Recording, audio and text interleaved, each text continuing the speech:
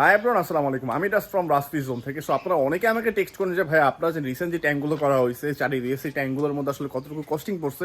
So তাদের জন্য বলবো যে আমার এই ট্যাঙ্কগুলো করতে অ্যারাউন্ড 25 থেকে 26 হাজার টাকার মতো খরচ পড়ছে। বাট কোথায় কতটুকু খরচ হয়েছে সেটা আমি আপনাদেরকে অন্য একটা ভিডিওতে বলে দেবো। আসলে টোটাল আমার অ্যামাউন্ট আসলে মানে কোনটার পিছনে কতটুকু খরচ হচ্ছে, যেমন হচ্ছে ইটের পিছনে কতটুকু খরচ হচ্ছে, প্লাস বালুর পিছনে কতটুকু খরচ হচ্ছে, লেবারের পিছনে কতটুকু খরচ হচ্ছে, বা এই চারিগুলো কিনতে আমার কতটুকু কস্টিং পড়ছে, মানে এই চারিগুলোর কথা বলতেছি আর কি। এখানে টোটাল হচ্ছে 10টা চারি করা হয়েছে।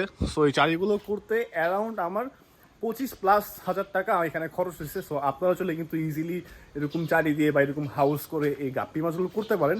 আর অনেকেই ভাবে যে আসলে শীতের মধ্যে গাপ্পি মাছবে বা অন্য কোনো মাছ আসলে ওইভাবে ব্রিড হয় না বা সার্ভাইভ করে না, এটা অনেকের ভুল ধারণা।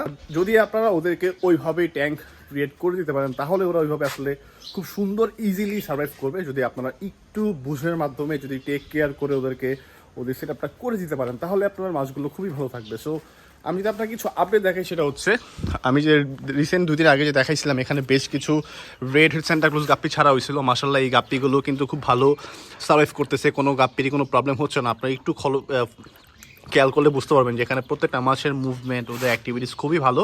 সো আমি ইনশাল্লাহ কিছুদিনের মধ্যে এই ট্যাঙ্কগুলোর মধ্যে ক্লিন করে নতুন করে মাছ ছাড়া শুরু করব। আর আমি যদি আপনাদেরকে আরও কিছু আপডেট দেখাই আমার ফার্মের বর্তমানে, তাহলে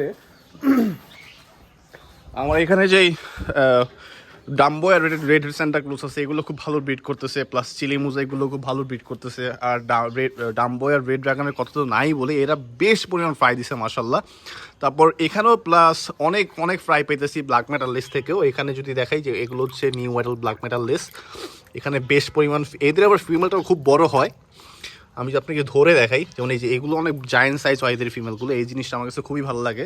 প্লাস এখন কিছু রেড মস্কো আছে, আর আছে হচ্ছে এখন অনেকেই চান যে আসলে ভাই আপনাদের কাছে কী কী মাছ আছে এখন বর্তমানে। প্লাস রেড গোস্টও আছে, লবস্টার, রেড গোস্ট লবস্টারও আছে এখন। তারপর হচ্ছে শুধু কই, যেটা ওইটাও অ্যাভেলেবেল আছে। এটা হচ্ছে শুধু কই, মানে ব্ল্যাক আই কই যেটা আর কি। এগুলো হচ্ছে মেল আর এটা হচ্ছে ফিমেল।